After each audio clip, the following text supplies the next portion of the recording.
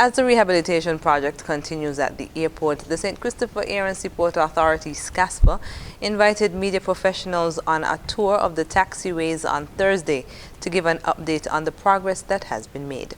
Here's more. As SCASPA works to improve safety, increase capacity, and comply with international airport standards, the Airport Infrastructure Rehabilitation Project, in its second phase, is reconstructing the taxiway Alpha to be longer and more suited to accommodate aircraft utilizing the runway.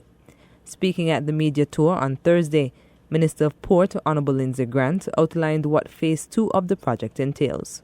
Phase 2 involved the resurfacing of taxiway Alpha in concrete and drainage.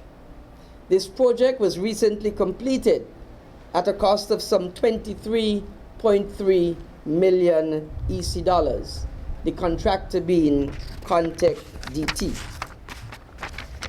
During the construction phase, the contractor discovered that the foundation subbase was very unstable, and because of this, the drainage had to be done.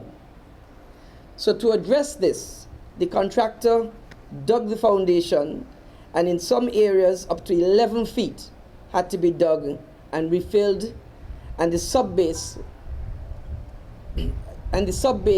put in with the appropriate material to stabilize taxiway Alpha. He outlined the cost associated with the Airport Infrastructure Rehabilitation Project. Phase 2 was extended to include the connection of taxiway Alpha and taxiway Bravo to the apron in readiness for the airport reopening for commercial flights in October. This has already started, as you saw a bit earlier today.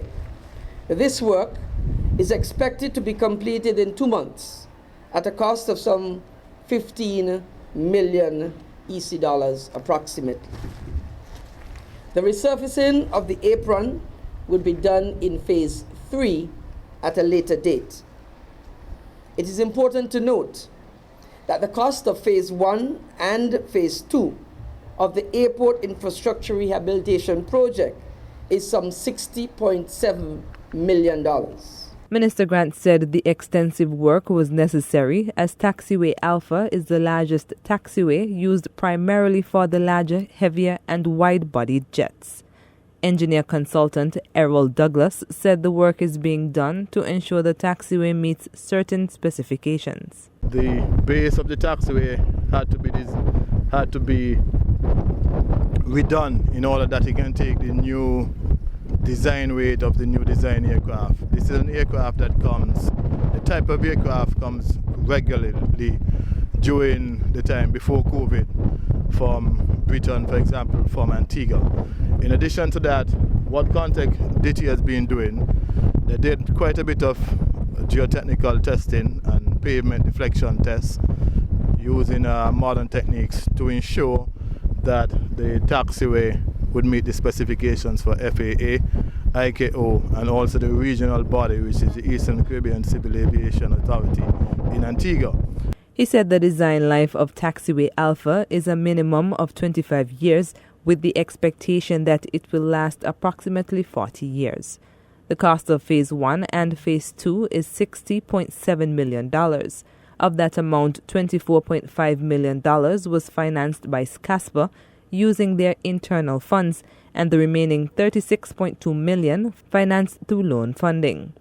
Due to financial constraints caused by the COVID-19 pandemic, Phase 3 of the Airport Infrastructure Rehabilitation Project has been postponed to a later date. The work on taxiway Alpha is about 98% complete, and work is continuing on the connection between taxiway Alpha and taxiway Bravo. The work at the RLB International Airport for the Phase 2 of the project is expected to be completed by October of this year, in time for the reopening of the borders. Reporting from the RLB International Airport, I'm Carla Berridge. Minister